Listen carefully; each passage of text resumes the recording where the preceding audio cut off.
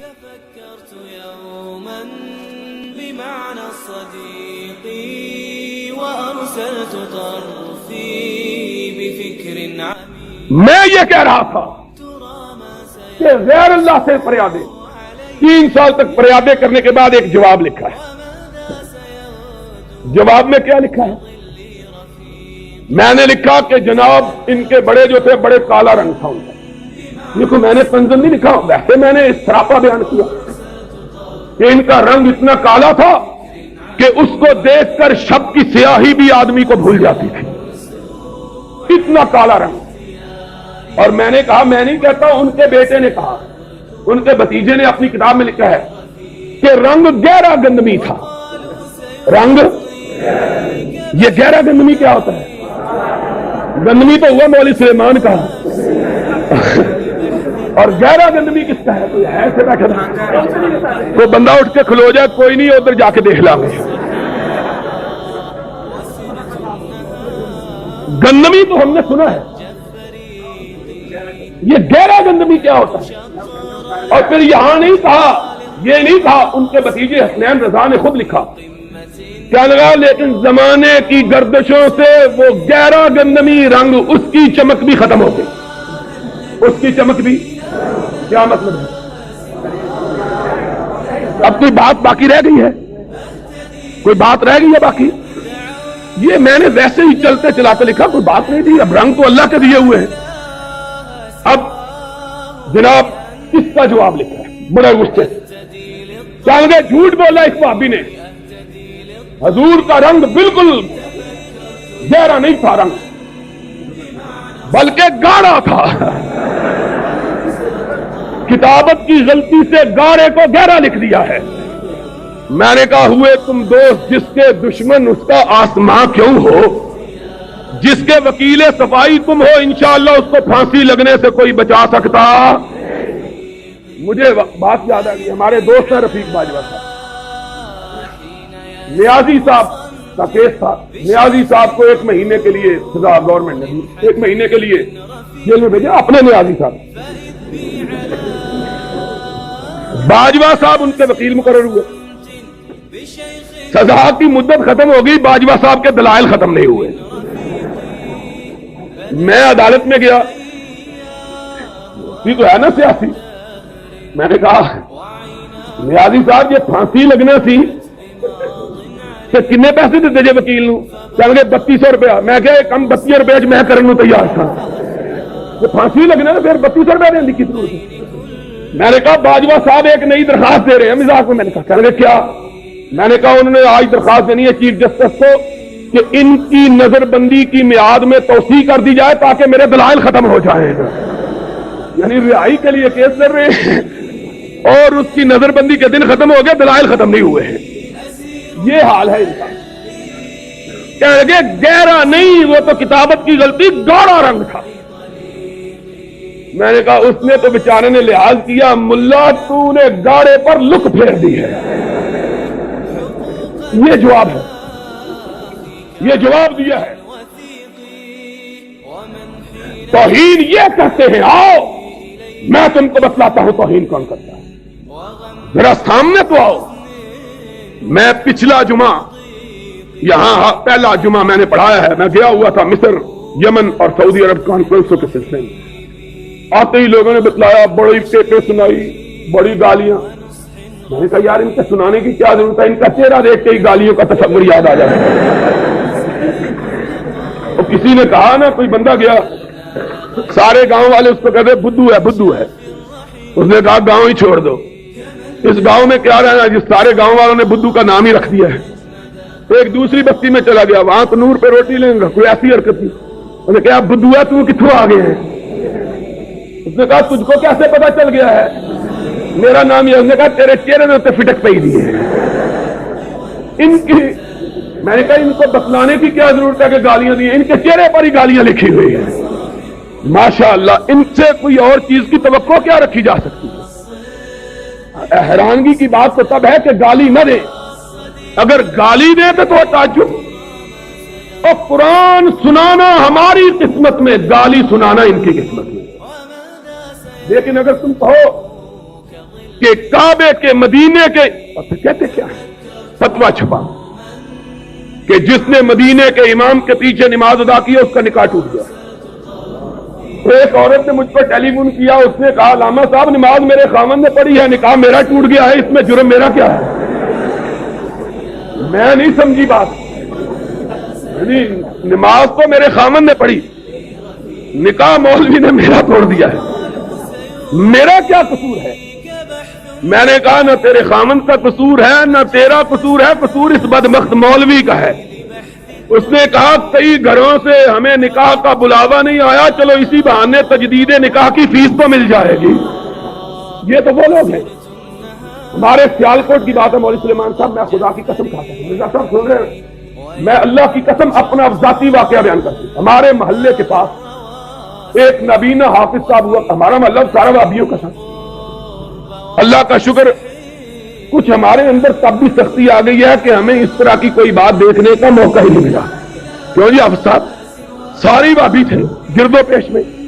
ہمارے محلے کے سامنے ایک محلہ تھا، میں چھوٹا سا تھا، 10-9 برس کا، جب میں نے قرآن حفظ کیا، یہ حافظ عالم بیٹھا ہوا، یہ میری غلطیاں نکالا کرتا تھا، میں جا کے ایک حافظ تھا پڑوس میں، یہ تو دکانداری کرتے تھے، میں نے اب دور کرنا ہوتا تھا اور گرد و پیش میں کوئی حافظ نہیں تھا، ایک نبینا حافظ تھا بریلوی، اس کے پاس جا کے دور کیا کرتا تھا۔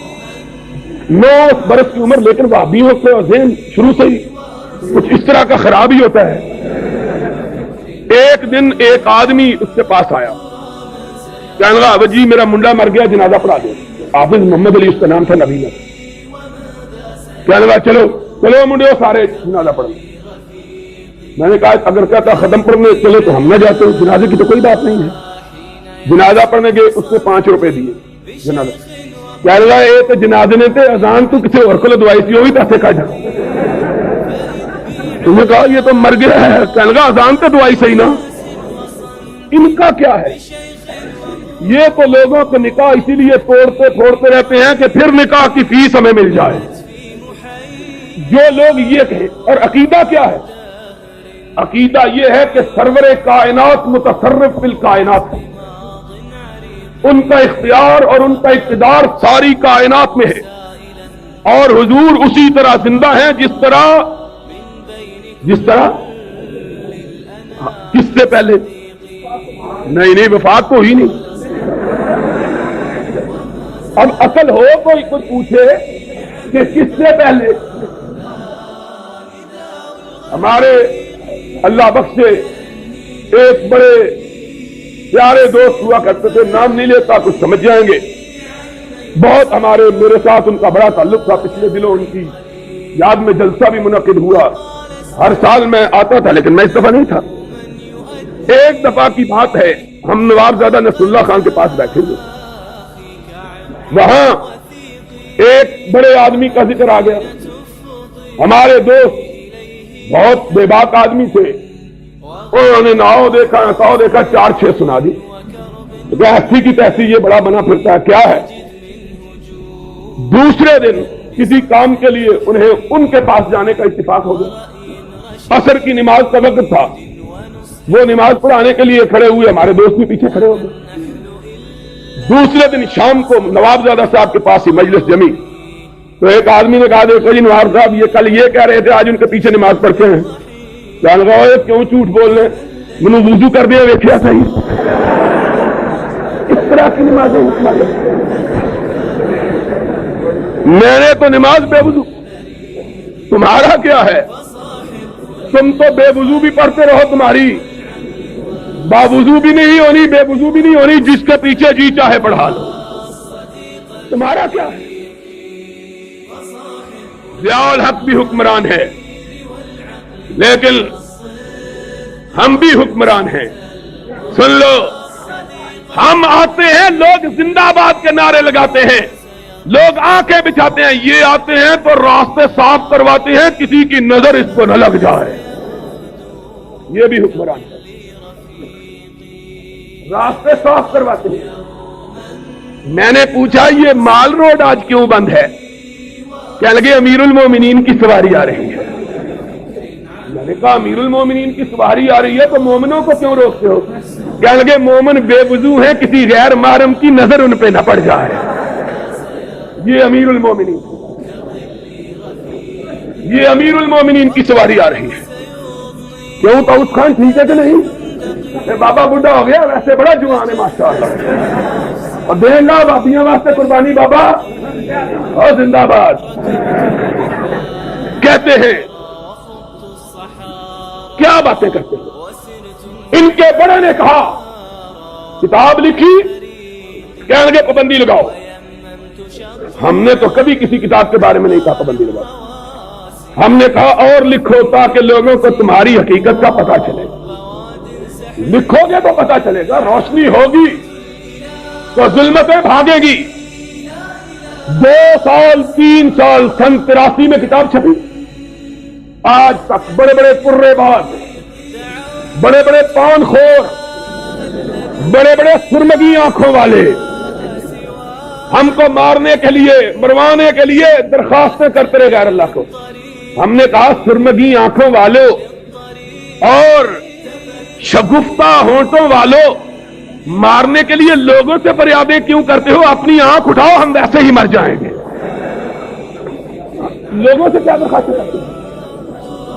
تم خود ہم سے بات کرو، کچھ ہم سے کہا ہوتا، کچھ ہم سے سنا ہوتا ہے۔ لیکن مجھے ایک میرے دوست کہنے لگے اصل میں ان کو غیر اللہ سے مانگنے کی عادت پڑی ہوئی ہے نا، اس لیے مانگنے سے رہتے نہیں ہیں۔ 3 سال تک درخواستیں کرتے رہے۔ پابندی لگا دو، پابندی لگا دو، اور بیوقوف کو عقل دیکھو۔